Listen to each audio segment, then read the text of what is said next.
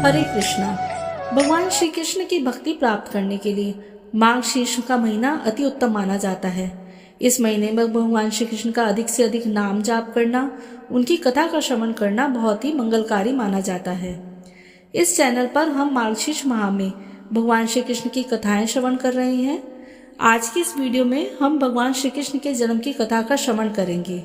यह कथाएं ब्रह्म वैवर्त पुराण के श्री कृष्ण जन्म खंड से ली गई हैं, जो भगवान नारायण और नारद मुनि के संवाद के रूप में प्रस्तुत है। तो आइए श्रवण करते हैं हम भगवान श्री कृष्ण के जन्म की कथा। नारद जी ने पूछा, महाभाग, श्री कृष्ण का जन्म वृत्तांत महान पुण्यप्रद और उत्तम है। वह जन्म मृत्यु और जरा का नाश करने वाला है, अतः आप इस प्रसंग को कुछ विस्तार के साथ बतलाइए। वसुदेव किसके पुत्र थे और देवकी किसकी कन्या थी?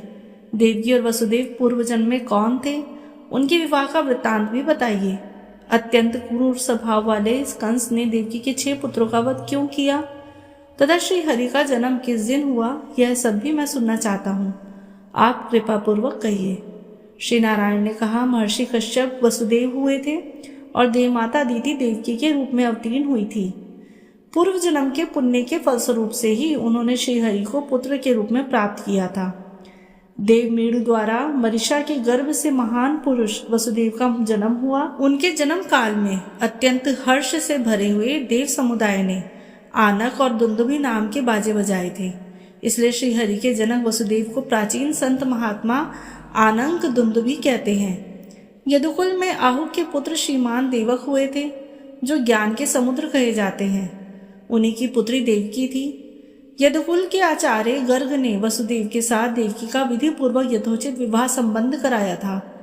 देवकी ने विवाह के लिए बहुत सामान एकत्रित किए थे। उन्होंने उत्तम लग्न में अपनी पुत्री देवकी को वसुदेव के हाथ में समर्पण कर दिया। नारद देवक ने दहेज में सहस्रों घोड़े, सहस्रों स्वर्णपात्र, वस्त्र आभूषण से विभूषित सैकड़ों सुंदर दासियां, नाना प्रकार के द्रव्य, भांति भांति के रत्न, उत्तम मणि, हीरे तथा रत्नमय पात्र दिए थे। देवक की कन्या श्रेष्ठ रत्नमय आभूषणों से विभूषित, सैकड़ों चंद्रमाओं के समान कांतिमती, त्रिभुवन मोहिनी, धन मान्य श्रेष्ठ युवती थी। रूप और गुण की निधि थी। उनके मुख पर मंद मुस्कान की छटा छाई रहती थी। उसे रथ पर बिठाकर वसुदेव जब प्रस्थान करने लगे, तब बहन के विवाह में हर्ष से भरा हुआ कंस भी उसके साथ चला। वह तत्काल देवकी के रथ के निकट आ गया। इसी समय कंस को संबोधित करके आकाशवाणी हुई, राजेंद्र, क्यों हर्ष से फूल बैठे हो? यह सच्ची बात सुनो। देवकी का 8वां गर्भ तुम्हारी मृत्यु का कारण होगा। यह सुनकर महाबली कंस ने हाथ में तलवार ले ली। दैवी वाणी पर विश्वास करके भयभीत और कुपित हो वह महापापी नरेश देवकी का वध करने के लिए उद्यत हो गया। वसुदेव जी बड़े भारी पंडित, नीतिज्ञ और नीति शास्त्र के ज्ञान में निपुण थे। उन्होंने कंस को देवकी का वध करने के लिए उद्यत देख उसे समझाना आरंभ किया। उन्होंने कहा, राजन, जान पड़ता है तुम राजनीति नहीं जानते हो। मेरी बात सुनो, यह तुम्हारे लिए हितकर और यशस्कर है, साथ ही कलंक को दूर करने वाली, शास्त्रों द्वारा प्रतिपादित तथा समय के अनुरूप भी है। भोपाल, यदि इसके 8वें गर्भ से ही तुम्हारी मृत्यु होने वाली है, तो इस बेचारी का वध करके क्यों आप यश लेते और अपने लिए नरक का मार्ग प्रशस्त करते हो? जीव मात्र के वध से ही न्यूनाधिक पाप होता है, परंतु ब्रह्म हत्या बहुत बड़ा पातक है। स्त्री का वध करने से मनुष्य को ब्रह्म हत्या के समान पाप लगता है। विशेषतः यह तुम्हारी बहन है, तुमसे पालित और पोषित होने योग्य है तथा तुम्हारी शरण में आई है। नरेश्वर, इसका वध करने पर तुम्हें 100 स्त्रियों की हत्या का पाप लगेगा। मनुष्य जप, तप, दान, पूजा, तीर्थ दर्शन, ब्राह्मण भोज और होम यज्ञ आदि का अनुष्ठान स्वर्ग की प्राप्ति के लिए ही करता है। साधु पुरुष समस्त संसार को पानी के बुलबुले हैं, स्वप्न की भांति निस्सार और मिथ्या मानते हैं और भयदायक समझते हैं। इसलिए वे सदैव यत्नपूर्वक धर्म का अनुष्ठान करते हैं। यदुकुल कमल दिवाकर धर्मिष्ठ नरेश्वर, अपनी इस बहन को छोड़ दो, मारो मत। तुम्हारी राजसभा में कई प्रकार के विद्वान हैं, तुम उन सबसे पूछो कि इस विषय में क्या करना चाहिए। भाई, इसके 8वें गर्भ से जो संतान होगी उसे मैं तुम्हारे हाथ में दे दूंगा। उससे मेरा क्या प्रयोजन है? यह ज्ञान शिरोमणि जितनी भी संतानें होंगी उन सबको मैं तुम्हारे हवाले कर दूंगा, क्योंकि उनमें से एक भी मुझे तुमसे अधिक प्रिय नहीं है। राजेंद्र, बहन को जीवित छोड़ दो, यह तुम्हें बेटी के समान प्यारी है। तुमने इस छोटी बहन को सदा मीठे अन्नपान देकर पाल पोसकर बड़ा किया है। वसुदेव जी की यह बात सुनकर राजा कंस ने बहन को छोड़ दिया। वसुदेव जी प्यारी पत्नी को साथ ले अपने घर गए। नारद देवकी के गर्भ से क्रमशः जो संतानें हुई उन्हें वसुदेव जी ने कंस को दे दिया, किंतु वे सत्य से बंधे हुए थे। कंस ने क्रमशः उन सबको मार डाला। देवकी के 7वें गर्भ के आने पर कंस ने भय के कारण उसकी रक्षा की और विशेष ध्यान दिया, परंतु योग माया ने उस गर्भ को खींचकर रोहिणी के पेट में रख दिया। रक्षकों ने राजा को यह सूचना दी कि देवकी का 7वां गर्भ गिर गया है। उसी गर्भ से भगवान अनंत प्रकट हुए, जो संकर्षण के नाम से प्रसिद्ध हुए। तदंतर देवकी का 8वां गर्भ प्रकट हुआ, जो वायु से भरा हुआ था। 9वां मास व्यतीत होने के पश्चात 10वां मास उपस्थित होने पर सर्वदर्शी भगवान ने उस गर्भ पर दृष्टिपात किया। समस्त नारियों में श्रेष्ठ देवी देवकी स्वयं तो रूपवती थी ही, भगवान की दृष्टिपात करने पर तत्काल ही उसका सौंदर्य चौगुना बढ़ गया। कंस ने देखा देवकी के मुख और नेत्र खिल उठे हैं, वह तेज से प्रज्वलित हो योग माया के समान 10 दिशाओं को प्रकाशित कर रही है। मूर्तिमान ज्योति पुंज सी दिखाई देती है। उसे देख असुर राज कंस को बड़ा ही विस्मय हुआ। उसने मन ही मन कहा कि इस गर्भ से जो संतान होगी वही मेरी मृत्यु का कारण है। ऐसा कहकर कंस यत्न पूर्वक देवकी और वसुदेव की रखवाली करने लगा। उसे 7 द्वार वाले भवन में उन दोनों को रख छोड़ा था। 10वें मास के पूर्ण हो जाने पर जब वह गर्भ वायु से पूर्ण हो गया, तब सबसे निर्लिप्त रहने वाले साक्षात श्री कृष्ण ने देवकी के हृदय कमल में निवास किया। उस समय महामनस्वी वसुदेव ने देवकी पर दृष्टिपात करके समझ लिया कि प्रसव काल सन्निकट आ गया है। फिर तो वे भगवान श्रीहरि का स्मरण करने लगे। रत्नमय प्रदीप से युक्त उस परम मनोहर भवन में उन्होंने तलवार, लोहा, जल और अग्नि को लाकर रख दिया। मंत्रज्ञ मनुष्य तथा भाई बंधुओं को, स्त्रियों को भी बुला लिया। भय से व्याकुल वसुदेव ने विद्वान ब्राह्मण तथा बंधुओं को भी सादर बुला भेजा। इसी समय जब रात के 2 पहर बीत गए, आकाश में बादल घिर आए, बिजलियां चमकने लगी, अनुकूल वायु चलने लगी तथा रक्षक निद्रित हो शैया पर इस तरह निश्चेष्ट हो गए जैसे मरकर अचेत हो गए हों। तब धर्म, ब्रह्मा और शिव आदि देवेश्वर वहां आए और गर्भस्थ परमेश्वर की स्तुति करने लगे। देवता बोले, भगवान आप समस्त संसार की उत्पत्ति के स्थान हैं, किंतु आपकी उत्पत्ति का स्थान कोई नहीं है। आप अनंत, अविनाशी, निष्पाप, सगुण, निर्गुण तथा महान ज्योति स्वरूप हैं। आप निराकार होते हुए भी भक्तों के अनुरोध से साकार बन जाते हैं। आप पर किसी का अंकुश या नियंत्रण नहीं है। आप सर्वथा स्वच्छंद, सर्वेश्वर, स्वरूप तथा समस्त गुणों के आश्रय हैं। आप संतों को सुख देने वाले, दुष्टों को दुख प्रदान करने वाले, दुर्गम स्वरूप तथा दुर्जनों के नाशक हैं। आप तक तर्क की शक्ति नहीं पहुंच सकती। आप सबके आधार हैं, शंका तथा उपद्रव से शून्य हैं, उपाधि शून्य, निर्लिप्त और निरह हैं, मृत्यु की भी मृत्यु हैं, अपनी आत्मा में रमण करने वाले, पूर्ण काम, निर्दोष और नित्य हैं। आप सौभाग्यशाली और दुर्भाग्य रहित हैं तथा प्रवचन कुशल हैं। आपको रिझाना या लांघना कठिन हो ही नहीं, असंभव हो सकता है। आपके निश्वास से वेदों का प्राकट्य हुआ है, इसलिए आप उनके प्रादुर्भाव में हेतु हैं। संपूर्ण वेद आपके स्वरूप हैं। छंद आदि वेदांग भी आपसे भिन्न नहीं है। आप वेद वेता और सर्वव्यापी हैं। ऐसा कहकर देवताओं ने बारंबार उनको प्रणाम किया। उन सबके नेत्रों में हर्ष के आंसू छलक रहे थे। उन सब ने फूलों की वर्षा की। जो पुरुष प्रातःकाल उठकर 42 नामों का पाठ करते हैं, वे श्री हरि की दृढ़ भक्ति, दास्य भाव और मनोवांछित फल पाते हैं। भगवान नारायण कहते हैं, इस प्रकार स्तुति सुनाकर देवता लोग अपने अपने धाम को चले गए। फिर जल की वृष्टि होने लगी। सारी मथुरा नगरी निश्चिष्ट होकर सो रही थी। मुने वह रात्रि घोर अंधकार से व्याप्त थी। जब रात के 7 मुहूर्त निकल गए और 8वां उपस्थित हुआ, तब आधी रात के समय सर्वोत्कृष्ट शुभ लग्न आया। वह वेदों से अतिरिक्त तथा दूसरों के लिए दुर्गेय लग्न था। उस लग्न पर केवल शुभ ग्रहों की ही दृष्टि थी, अशुभ ग्रहों की नहीं थी। रोहिणी नक्षत्र और अष्टमी तिथि के संयोग से जयंती नामक योग संपन्न हो गया था। मुने जब अर्ध चंद्रमा का उदय हुआ, उस समय लग्न की ओर देख देखकर भयभीत हुए सूर्य आदि सभी ग्रह आकाश में अपनी गति के क्रम को लांघ कर मीन लग्न में जा पहुंचे। शुभ और अशुभ सभी वहां एकत्र हो गए। विधाता की आज्ञा से एक मुहूर्त के लिए वे सभी ग्रह प्रसन्नता पूर्वक 11वें स्थान में जाकर वहां सानंद स्थित हो गए। मेघ वर्षा करने लगी, ठंडी ठंडी हवा चलने लगी। पृथ्वी अत्यंत प्रसन्न थी। 10 दिशाएं स्वच्छंद हो गई। ऋषि, मनु, यक्ष, गंधर्व, किन्नर, देवता और देवियां सभी प्रसन्न थे। अप्सराएं नृत्य करने लगी। गंधर्वराज और विद्याधरियां गीत गाने लगी। नदियां सुखपूर्वक बहने लगी। अग्निहोत्र की अग्नियां प्रसन्नता पूर्वक प्रज्वलित हो उठी।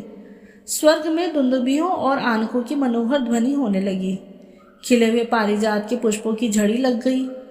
पृथ्वी नारी का रूप धारण करके स्वयं सूतिकागार में गई। जहाँ जय जयकार, शंखनाद तथा हरि कीर्तन का शब्द गूंज रहा था, इसी समय सती देवकी वहां गिर पड़ी। उनके पेट से वायु निकल गई और वहीं भगवान श्री कृष्ण दिव्य रूप धारण करके देवकी के हृदय कमल के कोश से प्रकट हो गए। उनका शरीर अत्यंत कमनीय और परम मनोहर था। 2 भुजाएं थी, हाथों में मुरली शोभा पा रही थी, कानों में मकराकृति कुंडल झलमला रही थी। मुख मंद हास्य की छटा से प्रसन्न जान पड़ता था। वे भक्तों पर कृपा करने के लिए कातर से दिखाई पड़ते थे। श्रेष्ठ मणि रत्नों से के सार तत्व से निर्मित आभूषण उनके शरीर की शोभा बढ़ा रहे थे। पीतांबर से सुशोभित शिवग्रह की कांति नूतन जलधर के समान श्याम थी। चंदन, अगुरु, कस्तूरी और कुमकुम के द्रव से निर्मित अंगराग सब अंगों में लगा हुआ था। उनका मुख चंद्र शरद पूर्णिमा के शशधर की शुभ ज्योत्सना को तिरस्कृत कर रहा था। बिंब फल के सदृश लाल अधर के कारण उनकी मनोहरता और बढ़ गई थी। माथे पर मोर पंख के मुकुट तथा उत्तम रत्नमय किरीट से श्रीहरि की दिव्य ज्योति और भी जाज्वल्यमान हो उठी थी। टेढ़ी कमर, त्रिभंगी झांकी, वनमाला का श्रृंगार, वक्ष में श्रीवत्स की स्वर्णमय रेखा और उस पर मनोहर कौस्तुभ मणि की भव्य प्रभा अद्भुत शोभा दे रही थी। उनकी किशोर अवस्था थी। वे शांत स्वरूप भगवान श्रीहरि, ब्रह्मा और महादेव जी के भी परम कांत हैं। मुने, वसुदेव और देवकी ने उन्हें अपने समक्ष देखा। उन्हें बड़ा विस्मय हुआ। वसुदेव जी ने अपनी पत्नी देवकी के साथ अश्रुपूर्ण नयन, पुलकित शरीर तथा नतमस्तक होकर हाथ जोड़ भक्ति भाव से उनकी स्तुति की। वसुदेव जी बोले, भगवान, आप श्रीमान, इंद्रियातीत, अविनाशी, निर्गुण, सर्वव्यापी, ध्यान से भी किसी के वश में ना होने वाले, सबके ईश्वर और परमात्मा हैं। स्वेच्छामय, सर्वस्वरूप, स्वच्छंद रूपधारी, अत्यंत निर्लिप्त, परब्रह्म तथा सनातन बीज रूप हैं। आप स्थूल से भी अत्यंत स्थूल, सर्वत्र व्याप, अतिशय सूक्ष्म, दृष्टिपथ में ना आने वाले, समस्त शरीरों में साक्षी रूप से स्थित तथा अदृश्य हैं। साकार, निराकार, सगुण, गुणों के समूह, प्रकृति, प्रकृति के शासक तथा प्राकृत शब्द पदार्थों में व्याप्त होते हुए भी प्रकृति से परे विद्यमान है। विभो, आप सर्वेश्वर, स्वरूप, सर्वांतक, अविनाशी, सर्वाधार, निराधार और निर्विभू हैं। मैं आपकी क्या स्तुति करूं? भगवान अनंत भी आपका स्तमन करने में असमर्थ हैं। सरस्वती देवी में भी वह शक्ति नहीं कि आपकी स्तुति कर सके। पंचमुख महादेव और 6 मुख वाले स्कंद भी जिनकी स्तुति नहीं कर सकते। वेदों को प्रकट करने वाले चतुर्मुख ब्रह्मा भी जिनके समन में सर्वदा अक्षम हैं, तथा योगींद्रों के गुरु के भी गुरु गणेश भी जिनके स्तुति में असमर्थ हैं। उन आपका समन ऋषि, देवता, मुनिंद्र, मनु और मानव कैसे कर सकते हैं? उनकी दृष्टि में तो आप कभी आए ही नहीं हैं। जब श्रुतियां आपकी स्तुति कर नहीं सकती तो विद्वान लोग क्या कर सकते हैं? मेरी आपसे इतनी ही प्रार्थना है कि आप ऐसे दिव्य शरीर को त्याग कर बालक का रूप धारण कर ले। जो मनुष्य वसुदेव जी के द्वारा किए गए स्त्रोत का तीनों संध्याओं के समय पाठ करता है, वह श्री कृष्ण चरणारविंदों की दास्य भक्ति प्राप्त कर लेता है। उसे विशिष्ट तथा हरिभक्त पुत्र की प्राप्ति होती है। वह सारे संकटों से शीघ्र पार हो जाता है और शत्रु के भय से छूट जाता है। भगवान नारायण कहते हैं, वसुदेव जी की बातें सुनकर भक्तों पर अनुग्रह करने के लिए कातर रहने वाले प्रसन्न वदन श्री हरि ने स्वयं इस प्रकार कहा। श्री कृष्ण बोले, मैं तपस्याओं के फल से ही इस समय तुम्हारा पुत्र हुआ हूँ। तुम इच्छानुसार वर मांगो, तुम्हारा कल्याण होगा, इसमें संशय नहीं। पूर्व काल में तुम तपस्वी जनों में श्रेष्ठ प्रजापति कश्यप थे और ये सुतपा माता अदिति तुम्हारे साथ थी। तुमने अपनी इन तपस्विनी पत्नी अदिति के साथ तपस्या द्वारा मेरी आराधना की थी।